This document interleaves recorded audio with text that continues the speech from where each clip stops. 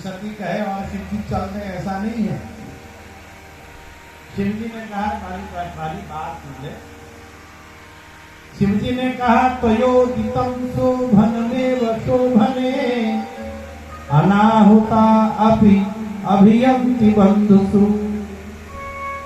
हे देवी, हे सुंदरी, तुमने जो कहा तो ठीक है, परंतु अनाहुता, बिना बुलाए हुए किसी के घर नहीं जाना। यदि पिता भी बुलाए नहीं तो पिता के घर भी बिना बुलाए नहीं जाना चाहिए, नीति कहती है। सती जी ने कहा, बुलाना क्या, वो तो हमारा घर नहीं है। अरे मेरा मायका है, मैं चलो, बुलाने की आवश्यकता क्या है, अपने घर का काम है। भगवान ने कहा नहीं, बुलाया नहीं है हमने। कितना भी पूज्य हो, बिना बुलाए उसके घर नहीं जाना चाहिए। जब पिता के घर नहीं जाना चाहिए कह दिया तो फिर इससे ऊपर और क्या हो सकता है। भगवान ने कहा नहीं, वहां नहीं जाएंगे, हमको बुलाया नहीं तो हम जाएंगे भी नहीं। तो सती ने कहा, चलो ना, मिलाएंगे सबसे भेंट हो जाएगी। भगवान ने कहा, मैं यहाँ बैठे बैठे ही सबसे भेंट कर लेता हूँ, मैं यहाँ बैठ करके ही सबसे भेंट कर लेता हूँ। सती ने कहा, आप तो वेदांती हो, आपकी भाषा को सब थोड़ी समझते हैं। सती ने कहा, चलो, यदि हम किसी के घर नहीं जाएंगे, जब हम कल को कोई कार्य करेंगे, हमारे घर कौन आएगा, ऐसा ही होता ही। भगवान ने कहा, अच्छा तो है हमारे घर कोई ना आए, हम तो चाहते ही कि हमारे घर कोई ना आए, इसीलिए तो हम इतने ऊपर पहाड़ में रहते हैं, कैलाश में। अब ठीक घर में जैसे संध्या का समय है, संध्या के समय में कोई अतिथि आ गया तो अतिथि की सेवा करेंगे कि संध्या करेंगे। यदि संध्या करने बैठ गए सब कुछ छोड़कर तो अतिथि नाराज, और अतिथि की सेवा करें तो संध्या का लोग, राम का भजन नहीं हो पाए। तो भगवान शंकर कहते हैं कि देवी, इसीलिए हमारे भजन में किसी प्रकार के व्यवधान ना आए, इसलिए हम इतने ऊपर रहते हैं। अच्छा है हमारे यहाँ कोई ना आए। अब सती है, महिला है। सती ने कहा, जो महिला को मायके जाते समय आएगा, आप क्या जानो खाने, आप तो पुरुष हो ना, आप तो पुरुष हो, आपको क्या मालूम जिस समय महिला कोई अपने मायके को जाती है, मायके का नाम सुनते ही महिलाओं का जो मुखमंडल है फिर उठता है। आप तो महिलाओं की पीड़ को जानोगी नहीं। कितनी भी वृद्धा महिला होगी, मायके का नाम सुनते ही प्रसन्न हो जाती है। तो भगवान कहते हैं, इसीलिए महाभारत में कथा आती है। महाभारत में कथा आती है, यहाँ नहीं है, श्रीमद् भागवत से नहीं बोल रहा हूं मैं बात। महाभारत में कथा आती है कि सती के इस प्रकार से कहने के बाद ही भगवान राधा बने। राधा का नाम लोग लेते नहीं थे। सुखदेव जी ने राधा का नाम इसीलिए नहीं लिया क्योंकि गुरु का नाम लेते नहीं। अब गुरु कौन हो सकता है, शंकर ही गुरु हो सकते हैं। इसलिए राधा जी क्या है, गोरी है। शिव जी कैसे हैं, गोरे हैं, तो राधा गोरी है। और जो सती है वो कृष्ण वर्ण की है, इसलिए वो कृष्ण काली हुई, काली ही कृष्ण बनी। ये महाभागवत के अनुसार हम बोल रहे हैं। एक महाभागवत एक उप पुराण है, उसके आधार पर ये बात यहाँ कथा की संगति बैठाने के लिए उसको जोड़ा है। तो भगवान शंकर ने कहा, नहीं देवी, देवी वहां नहीं जाएंगे। तो आज जब सती बहुत विवश भगवान को कर रही है चलने के लिए, तो आज भगवान ने प्रयागराज वाली बात बताई, इससे पहले बताई नहीं, और वर्षों हो गए उस घटना को घटे। दक्ष प्रजापति और शिव जी में जो द्वेष हुआ, जिस दिन वो द्वेष हुआ उसके बाद वर्षों बीत गए, परंतु शिव जी ने घर आकर के सती से नहीं कही ये बात। और आज जो सती विवश कर रही है भगवान को चलने के लिए, आज भगवान ने कहा विवश होकर के सती कि तुम्हारे पिता हमको बुलाना नहीं चाहते, प्रयागराज की सारी घटना बता दी। तो भगवान सती ने कहा कोई बात नहीं, आप भूल जाइए ना। सती ने कहा प्रभु आप भूल जाइए, आप तो महान हैं। प्रभु ने कहा, शिव जी ने कहा मैं तो भूल के बैठा हुआ, मैं तो भूल ही गया था, आज तुमने याद दिलाई है। परंतु तुम्हारा पिता अभी तक नहीं भूला है।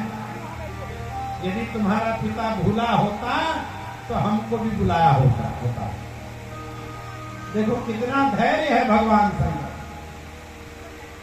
कितना धैर्य है। आज का कोई ससुर अपने दामाद से कुछ कह दे, तू तक कह दे, तो दामाद तुरंत घर में आएगा, अपनी पत्नी से कहेगा तेरे बाप की इतनी हिम्मत, मुझे तू कह रहा है। और भगवान शंकर ने सती से कहा नहीं कुछ भी। इतने दिन बीत गए, इतने वर्ष बीत गए, तब भी भगवान शंकर ने कभी नहीं कहा। इसलिए महादेव है, जहर का घूंट पीते हैं। कितना धैर्य उनके अंदर है। यह उनके चरित्र से हमको सीखना चाहिए कि मनुष्य को धैर्यवान होना चाहिए। भगवान शंकर ने कहा देखो देवी, तुम इतनी जिद कर रही हो वहां जाने की, तुम माननीय हो, तुम वहां अपमान को सहन नहीं कर पाओगे, इसलिए वहां मत जाओ।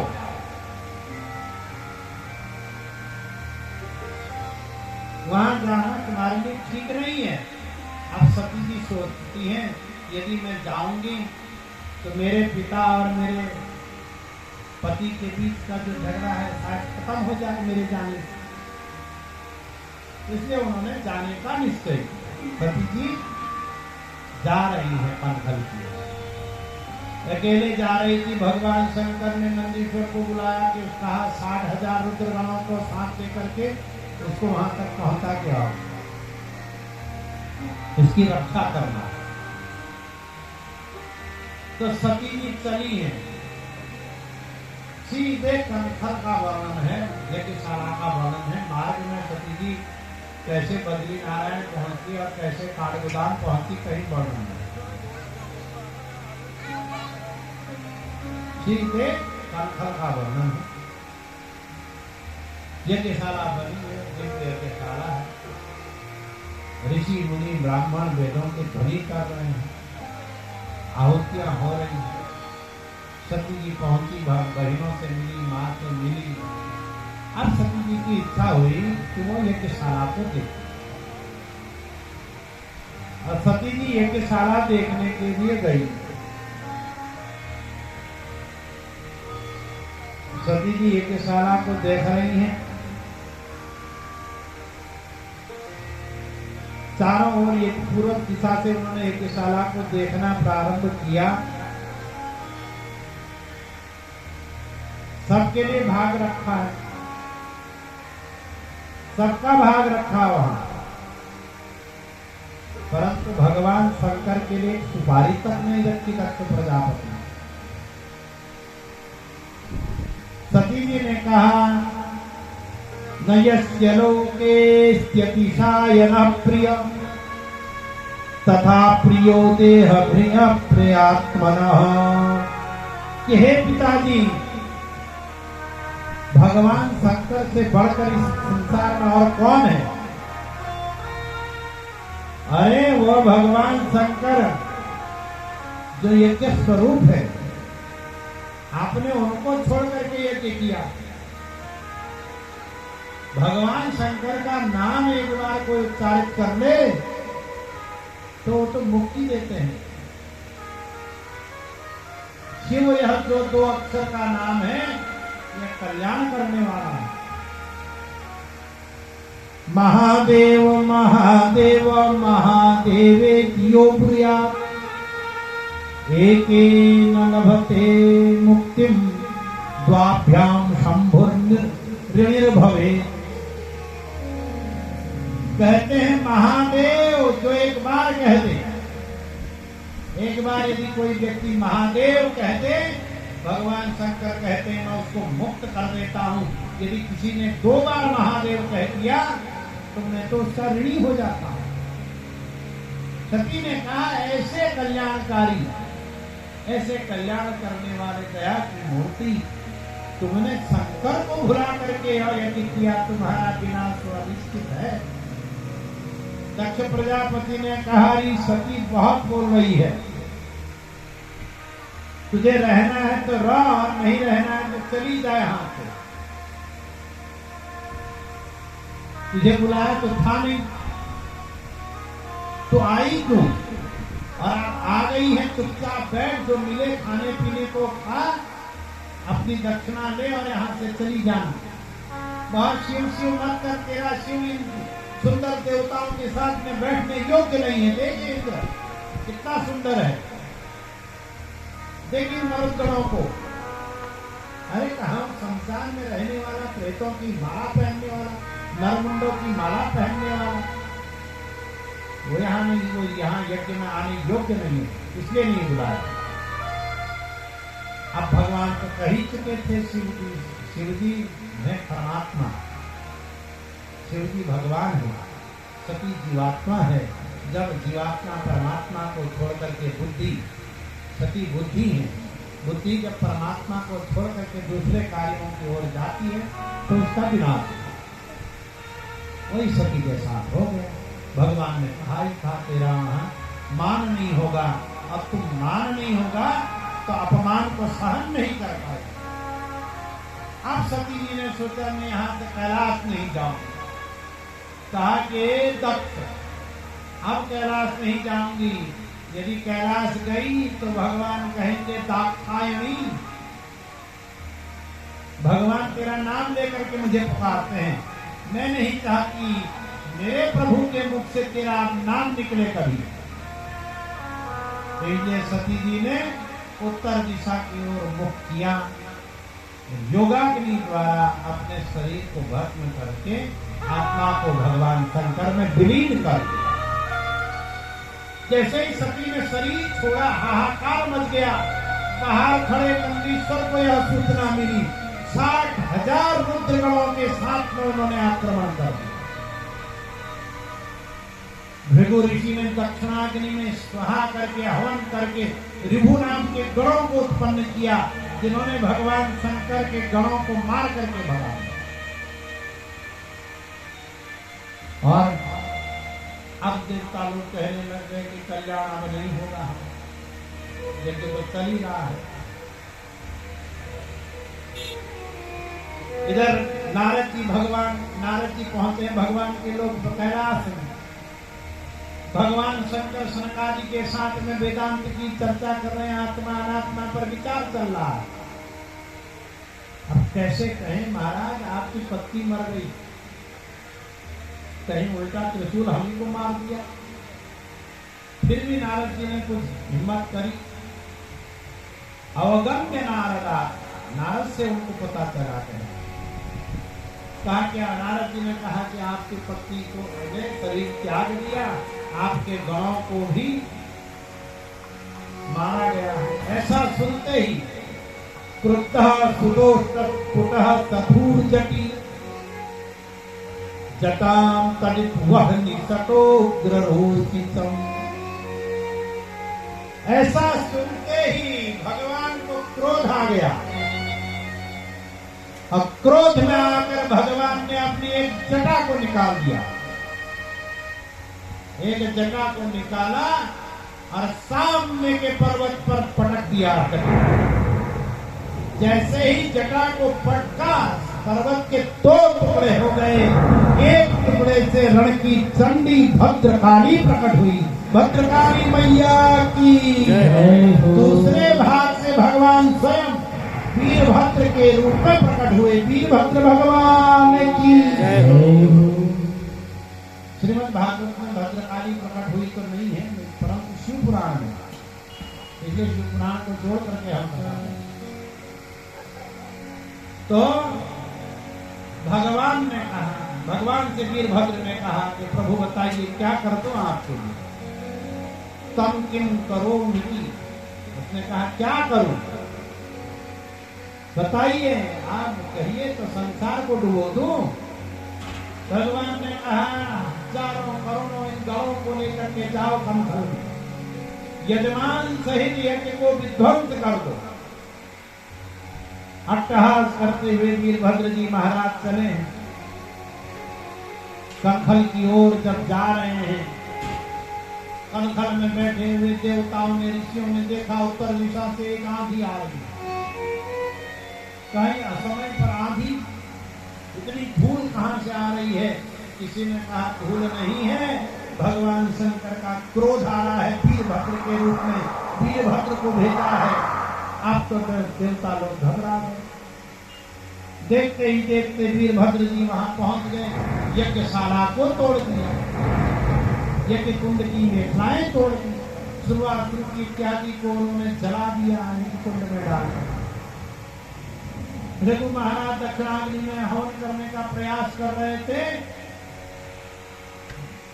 वीरभद्र जी ने उनकी दाढ़ी ही नोच दी, पूछा के दांत तोड़ दिए, भगना के सूर्य की आंखें फोड़ दी। अब दक्ष प्रजापति घबरा गया और प्रधान देवी के पीछे जाकर के छिप गए। कई देवताओं के हाथ पांव तोड़ दिए, वो भाग गए। दक्ष प्रजापति को ढूंढा और निकला, प्रधान देवी के पीछे से उसको खोज करके वीरभद्र जी लाए और उसके सर को उसके धड़ से अलग कर दिया, उसको अलग करके दक्षिणाग्नि में स्वाहा कर दिया। यजमान सहित यज्ञ का विध्वंस हो गया। यजमान से यज्ञ का विध्वंस कर दिया और कैलाश पर्वत पर चले गए। अब ऐसे बहुत समय बीत गया, देवता लोग ब्रह्मा जी के पास में गए। देवताओं ने ब्रह्मा जी से कहा कि हे पितामह, हम देवताओं का यज्ञ तो अधूरा रह गया। जब देवताओं का यज्ञ अधूरा रह गया तो संसार के लोग क्या कहेंगे कि देवता लोग तो अपने ही यज्ञ को पूरा नहीं करा पाए, हमारे यज्ञ को कहाँ करेंगे? तो क्या करें? तो भगवान ब्रह्मा जी ने कहा देखो भाई, दक्ष ने, ब्रह्मा जी उस यज्ञ में नहीं गए, विष्णु भगवान भी नहीं गए। जहां भगवान शंकर नहीं जाते वहां भगवान विष्णु भी नहीं जाते और ब्रह्मा जी भी नहीं जाते। ब्रह्मा जी ने कहा देखो, दक्ष ने अपराध तो किया है, भगवान को यज्ञ में नहीं बुला करके उसने अपराध किया और इस अपराध का दंड उसको मिल गया है। और अब यदि यज्ञ को पूरा करना चाहते हो तो भगवान की आराधना करो, शिव जी को मनाओ। तो देवता लोग चले हैं कंखल से, ऋषिकेश पहुंचे, स्नान किया, देवप्रयाग पहुंचे, रुद्रप्रयाग पहुंचे, वहां स्नान किया, कर्णप्रयाग आ गए, जोशी मठ गए, गंधमादन पर्वत में नर नारायण का दर्शन किया देवताओं ने। फिर हिमालय की पर श्रृंखला में आकर के नाना प्रकार की नदियों का दर्शन किया, नंदा लखनंदा सबका दर्शन कर रहे हैं। और कैलाश की ओर जा रहे हैं तो मार्ग में नाना प्रकार की औषधियां हैं, उन औषधियों का दर्शन किया और कैलाश में पहुंच गए। भगवान शंकर समाधि से देवता लोग उनकी स्तुति कर रहे हैं, भगवान को मना रहे हैं। देवता लोग भगवान से कह रहे हैं, आपस में कह रहे हैं एक पल बीत रहा है, इसलिए नमः शिवाय का जप करो। तभी भगवान शंकर जागेंगे, समाधि छोड़ेंगे। तो देवता लोग भगवान की स्तुति कर रहे हैं। तेरा पल पल बीता जाए, उससे जप ले नमः शिवाय। तेरा पल पल बीता